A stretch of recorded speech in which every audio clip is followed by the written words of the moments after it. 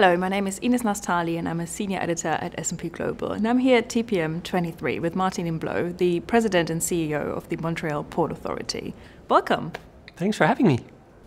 The Port of Montreal is the second largest port in Canada. What are its unique selling points for customers, freight forwarders and carriers?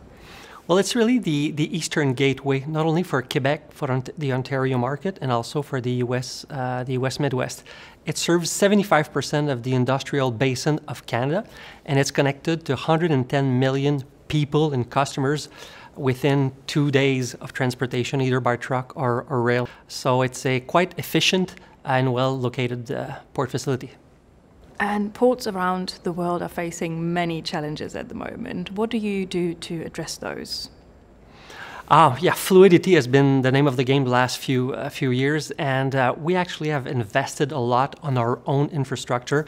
So we walk the talk. We invested close to 700 million the last 7 or 8 years, and we intend to invest 300 more in the coming years. So it's close to $1 billion Canadian over, let's say, 10 years. So we're adding rail facilities. We're adding truck facilities to bypass some access. So everything that can be done within our gates is being handled.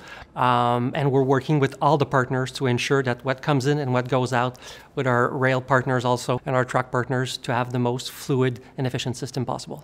The vast majority of ports are developing smart solutions to enhance their operations and enhance fluidity of operations. What about the Port of Montreal? Yeah, it's a key aspect and a focus for us in the future because infrastructure is not the only solution. We really need to use more efficiently AI. 3 examples. First thing is that we have developed and implemented a portal application for truckers that predicts the waiting time.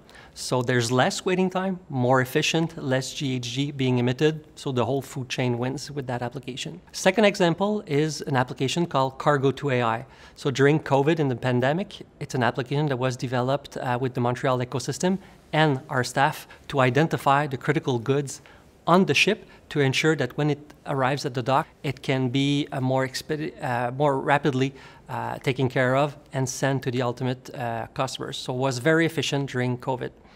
Third aspect is a new application that we're developing called Argo, and it's with us, but also our partners in the ecosystem at the port. And the intent is to predict as long as 16 days ahead of time. So when a ship leaves, let's say a port in Europe, we know 16 days in advance how many boxes they're in, where they are going. So we know what the waiting time will be, how much staff it will be required to unload the ship, how much cars will it require on the rail side.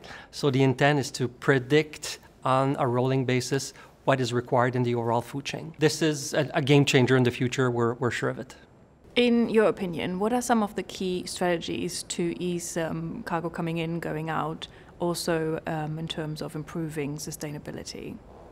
Yeah, sustainability is not an option, it's just an obligation. We are facing a crisis, we all need to be very active on this.